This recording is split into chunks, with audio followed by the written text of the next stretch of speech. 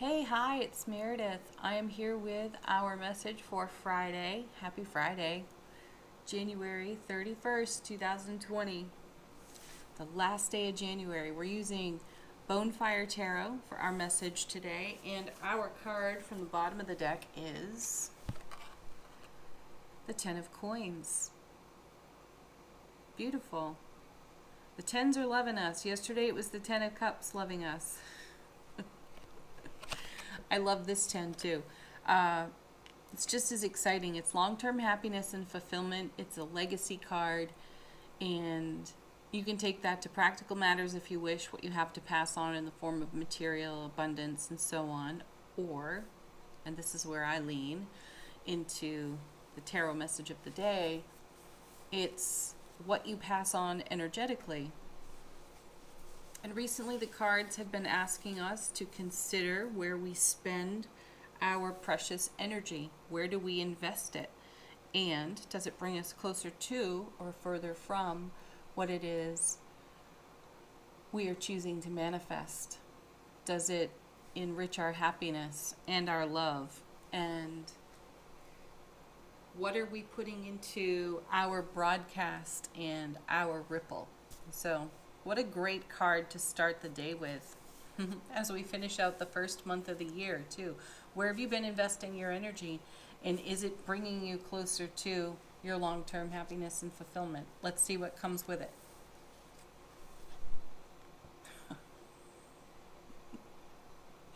Here's a card that's showing up quite a bit lately, too, the Tower. And the energy of the Tower has been really focused on us shoring up our unstable foundations, tearing them down altogether, and less on the universe doing it for us because we were unwilling to. This is much more deliberate and intentional on our part. And in order to have the Ten of Cups, in order to have the Ten of Coins, like yesterday, like today, pardon, we had to have taken a few things apart. We had to have torn some things down to remake, renew, revitalize, and strengthen the foundation that we stand on. I do feel that, okay, so my guides are saying this is a lot like an overhaul. So you could be reviewing your friendships, relationships. You could be, all right. You could be sorting out material and resources and repurposing energy. That's what I feel here, a repurpose of energy. So if your energy investment hasn't been exactly fulfilling to you, then you are reviewing it, picking it apart, and then renewing it, re-strengthening it. Coming with that is, yeah, the Emperor. Look at this. What a fantastic card to have here. The Emperor, the know-it-all. Aries. The poor Emperor, getting that reputation for being the know-it-all. He really has so much wisdom. And these three cards together are so fantastic together because you have to have the knowledge, the inner knowing of what's working, what's flowing, what's not working, what's not flowing, and how to bring it all into allowing so that you create the Ten of Coins. So wherever it is in your life where the foundation is unstable, whether it's with materials and resources, whether it's with your abundance, whether it's the people you are spending time with, the work environment that you are in, if it's not serving you to your highest and greatest purpose, 10, then you're taking it apart. You're taking out the pieces that don't work for you and you're remaking them. Lovely. You have to have Emperor energy to do that sort of discerning, fine discerning work, because it pays reward in the now moment, and then it pays reward forward for long-term happiness fulfillment. And also I want to point out on the Emperor here, we have this beautiful white rose, and then we have a beautiful red rose. And I like seeing this in this card because it indicates how the Emperor is pure love. He's not just this demanding know-it-all Aries energy that he gets a reputation for. He is pure, raw love and wisdom, and he has it to share, and he's enthusiastic about sharing it. So he indicates that you are enthusiastic about creating a 10 of coins life experience. Next cards, 2 in this position. Our first is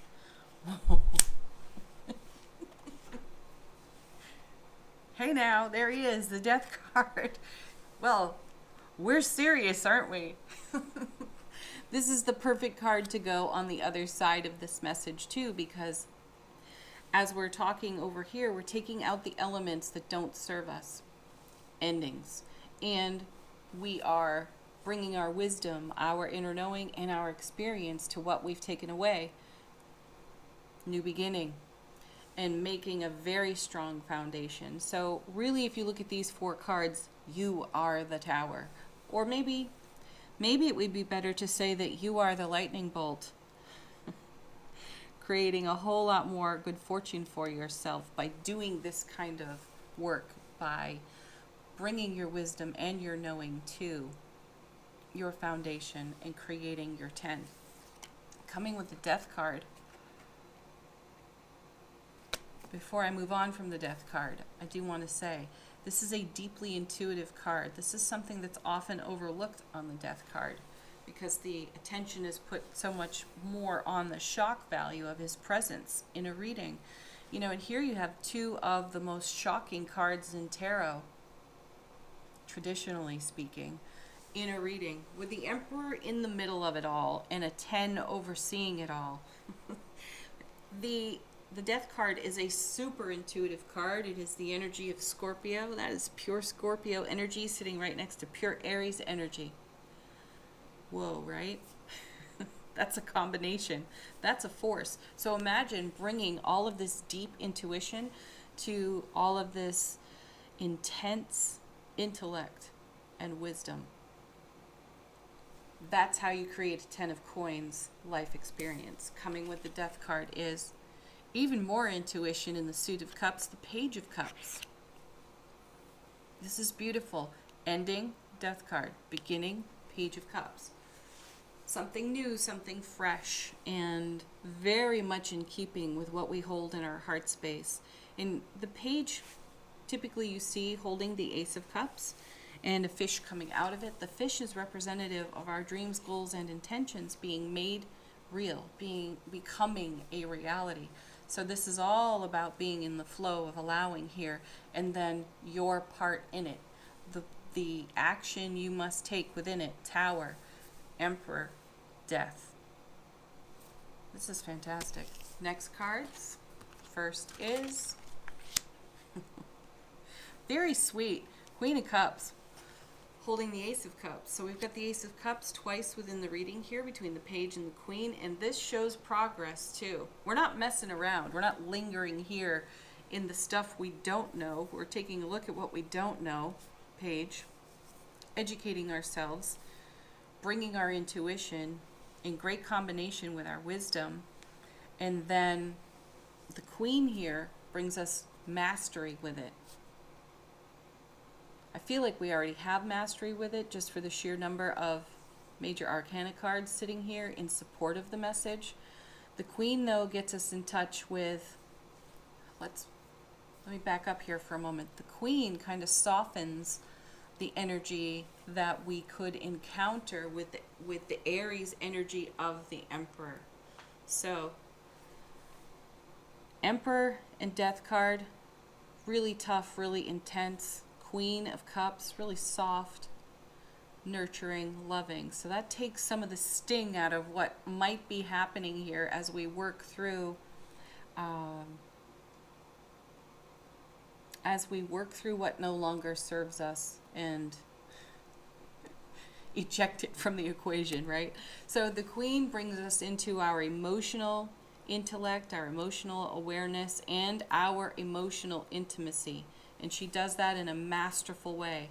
So here we have what I feel is a great representation of divine masculine, divine feminine at work within the self, in harmony, creating a really fantastic foundation and a really fantastic oncoming flow, what's being contributed to our broadcast and our ripple effect. Coming with the Queen, we have, look at that, the Lovers, another major arcana card, finishing up this beautiful sandwich over here, which is exactly what I'm saying. The Lovers here is representative of our choice to do the Tower work for ourselves, and that strengthens the love that we are.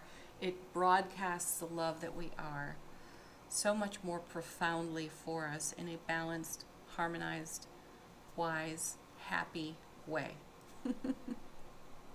What a sweet reading.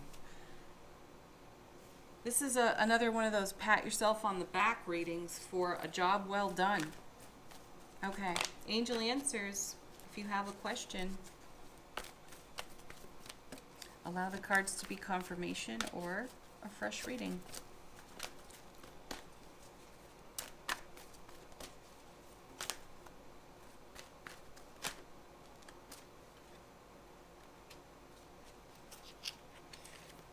Fantastic. It's up to you. Yes, this is all happening under your power. This connects so nicely to the Tower energy in the reading. This is your choice. This is the choice you're making on purpose. It's not some whimsical, universal breeze that blows through and topples things. This is you taking down what does not serve your highest and greatest outcome. 10 of Coins. Next.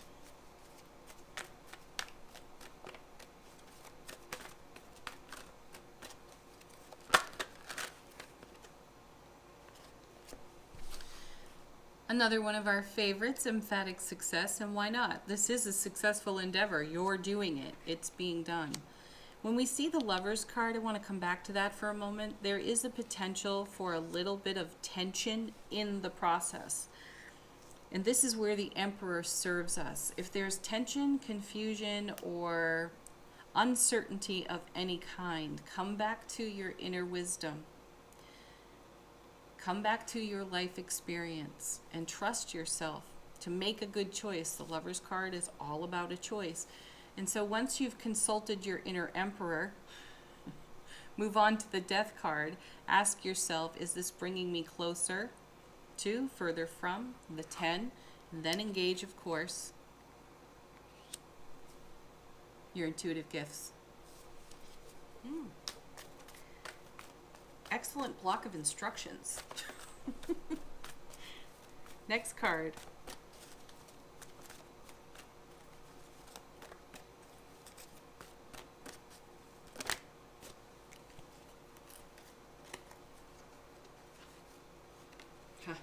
Perfect. We have 2. We've seen a bit of this one recently too. Remain positive. You're already there because you wouldn't be doing this kind of, you wouldn't be undergoing this kind of experience if you weren't remaining positive, because that has created some contrast for you in order to see what needs your attention. And then this one, trust. Again, I think this is the 3rd time this week we've seen this card. Trust yourself, trust your journey, trust your inner knowing, your intuitive gifts.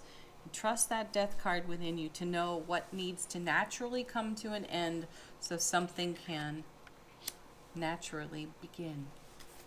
Very nice. Last card, affirmation. From the universe has your back. Yeah, I peeked already. And this deck has done it again. It has summarized the entire reading in one card. I am the dreamer of my dream. Yes, I most certainly am. You most certainly are. Thank you so much for watching. Have a beautiful Friday. Peace, love, joy, blessings, and happiness to each and every one of you. Leave some comments if it's in your heart to do so about this little journey that we're on today. Bye for now, and namaste.